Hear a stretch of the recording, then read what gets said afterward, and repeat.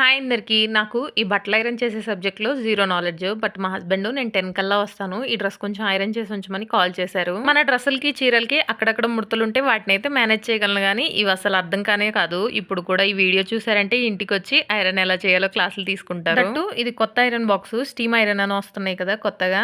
ఇది ఎక్కడ కాలిపోతుందో అని నా భయం. ఎలాగోలా చేసి పక్కన పెట్టేశాను. ఈ రోజు అయితే మార్నింగే పని అయిపోయింది. ఈవినింగ్ 3:00 నుంచి వెల్ఫేర్ మీటింగ్ ఉంటే వెళ్ళాము. ఇక్కడ సిపిఆర్ చేయడం చూపిస్తున్నారు. అంటే ఎమర్జెన్సీ టైంలో ఒక చిన్న అవగాహన సదస్సు లాగా. ప్రోగ్రామ్ అయితే చాలా బాగా జరిగింది. అండ్ మీటింగ్ అన్నాక ఖచ్చితంగా స్నాక్స్ ఉంటాయి. అండ్ రిటర్న్ వచ్చేటప్పటికి బస్ ఫుల్ అయిపోయింది. మేము ఇంకా నడుచుకుంటూ వచ్చాము. నడుచుకుంటూ వచ్చేసరికి చీకటి పడిపోయింది. ఈ రోజు ఒక క్విజ్ ప్రోగ్రామ్ జరిగింది. అందులో నేను పార్టిసిపేట్ చేశాను. అండ్ ప్రైజ్ కూడా వచ్చింది. వెంటనే మా నాన్నకి కాల్ చేసి చెప్దాం అనుకున్నాను. ఎందుకంటే చిన్నప్పుడు మా అక్కకి భోగపండ క్విజ్ ప్రోగ్రామ్ కి వెళ్ళింది. తనకి వినాయకుడిది ఫోటో ఫ్రేమ్ ఇచ్చారు. ఇప్పటికీ మా పూజ గదిలో ఉంటుంది. అయితే ఆ తర్వాత 2 ఇయర్స్ మా ఇంటికి ఏ చుట్టాలు వచ్చినా సరే మా నాన్న అదే చెప్పేవాడు, అదే చూపించేవాడు.